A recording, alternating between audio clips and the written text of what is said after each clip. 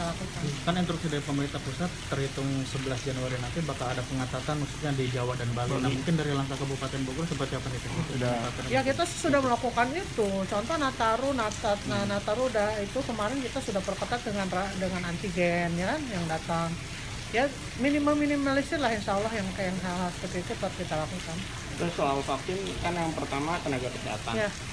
Udah bersedia belum kita tenaga kesehatan? Apa masih ada yang takut? Namanya tenaga kesehatan pasti tahu lah resikonya dan bersedia lah karena memang vaksin ini aman. Kita juga kan pemerintah juga tidak mungkin mencelakakan warganya kan. Vaksin ini aman dan siapapun bisa divaksin. Nanti juga kalau ada kondisi yang tidak kurang bagus atau kurang sehat kan diperiksa dulu sama dokter yang akan menyuntikan itu gitu loh. Jadi nggak sembarangan juga.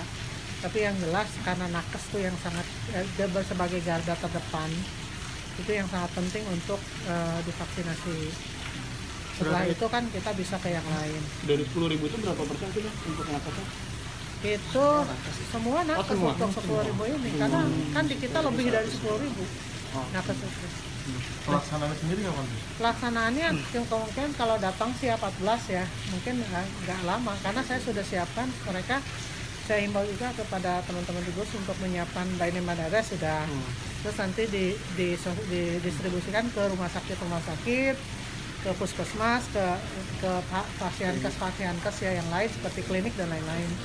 Ini ada ditambah juga di beberapa rumah sakit yang kita undang seperti rumah sakit ATS juga dari Yankes ya. Yankes mana tuh tadi? Divisi Kosrat itu kita juga akan ada buat MOU segera ya hari ini untuk ketika kita kekurangan bisa secepatnya untuk ditangani di beberapa rumah sakit termasuk 29 rumah sakit swasta. Jadi penambahan itu tidak hanya kita fokuskan kepada 4 rumah sakit RSUD, tetapi juga ke rumah sakit yang siap juga untuk menampung pasien-pasien positif. Jadi kita harus terintegrasi ya, jadi terintegrasi dengan semua rumah sakit. Kalau untuk di rumah sakit swasta tuh penambahannya ada standar minimumnya nggak? Misalnya setiap rumah sakit 4 kamar atau berapa gitu mungkin? Rata-rata mereka lebih sih dari 4 kamar ya. Penambahannya tergantung kebijakan dari masing-masing rumah sakit. Tapi di masa pandemi ini juga mereka bersedia untuk menambah gitu.